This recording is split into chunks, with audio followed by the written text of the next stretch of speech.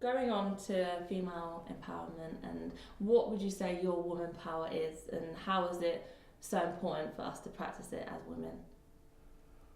I don't know what a woman power is. I think actually it's really important to just be honest. I think that's really important, to be honest. And sometimes to be honest hurts, and sometimes to be honest people don't want to hear it, and sometimes people don't like it. But I think as women we need to be honest, and that's to, you know, our brothers, fathers, like whoever it is, for things to change. And so I also think it's about understanding that as much as women have been unempowered, what we consider empowerment, and I guess with men is this whole power and this strength thing, to me actually isn't strength. To me is weakness. Okay. Because you're not embracing who you are, you're not embracing your emotions, you're not being courageous, you're avoiding. And so I think... Can you elaborate on that more? So you're saying the current way in which women practice empowerment today, in modern day, isn't actually a way of empowerment? I think it is. No, let me re-explain that. It is, but what has happened is, okay, so let's look at it this way. So what's happened is women have been educated out of their bodies and men have been educated out of their emotions. So they're two polar different, they're very different, because men don't own or have anything to do with emotions, and women, it's like they don't own their bodies anymore. Mm-hmm. Someone else owns them, you know, we give it away, we're sexualized, that's the way that things work. So what I'm saying is with men, what men perceive to be strength, this power, this dominance, is actually for them a weakness, because they're denying who they truly are. And that's why we're living in a time where more men are committing suicide than ever, where more men are depressed than ever before. And that's where I think this behaviour comes from, because they're pushed so far into a corner that it comes out in different ways, and it's not true human nature. It's a way that a society that we've created. And then the same for women. It's like women feel like to get level with them, I've got to go, back at them.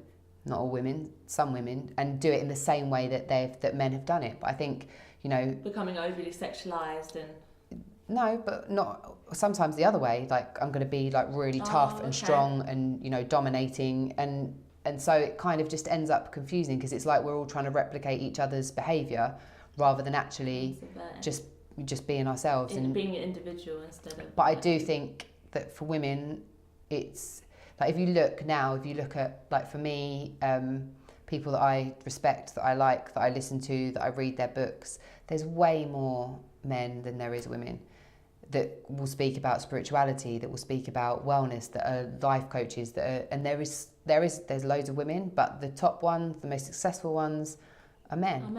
And I think a lot of times women have this great message, but they're too fearful to what it would bring, or... No, but just to say it, because you get a lot of backlash. I get a lot of backlash. So if you do anything online, it depends who it's aimed at, but I know my audience is mostly male. If I do anything about...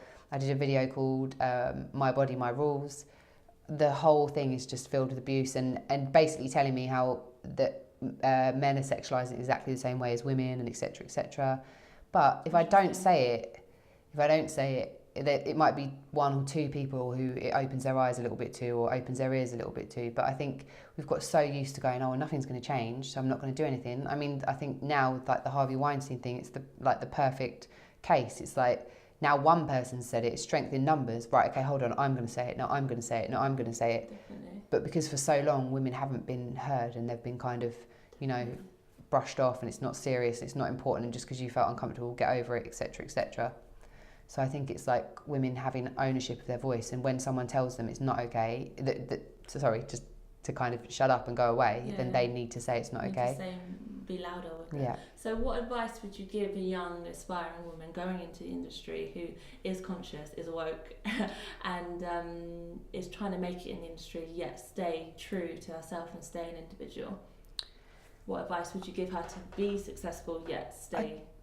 I've determined what success is. Decide for yourself what that means and what you actually want, and just stick to it, and don't go off path, and decide where your boundaries are, what you're willing to do, what you're not willing to do, what you do want to do, what you don't want to do, and then just kind of stick with it. But I also think you have to, if there's a cause or something that's true to you and that you feel passionate about, you shouldn't not say things because you're worried about, you know, what other people might think or what it might mean for your career, because if we all do that, then nothing's going to change. And I think that society is kind of, there's been amazing people that have kind of stood up and risked their lives and etc. But we need more, like we need more people that are willing to. Do you feel like in the entertainment industry and TV industry, people do speak up, or is it masked over? I think we've seen that from like from the whole thing with Hollywood. But I mean, it's not just about kind of sexualization, but I mean, I'm talking about, like, you could look at it from a perspective of race, you could look at it from a perspective of sexism.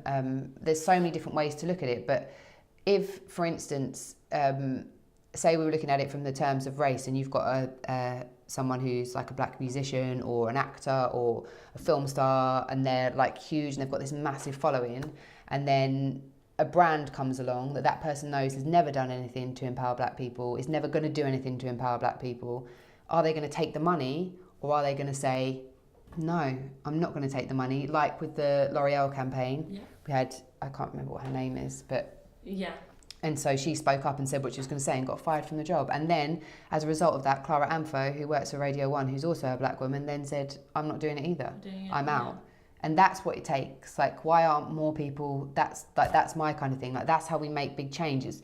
You know, we can look at each other and say, oh, you could do this or you can do that. But it's the people with the money that have the power. And actually, we give them the power by buying things. We're voting for those companies or for whatever, that brand, or for whatever it is. But maybe we need to look a bit more closely at where we spend our money as well. Yeah, definitely.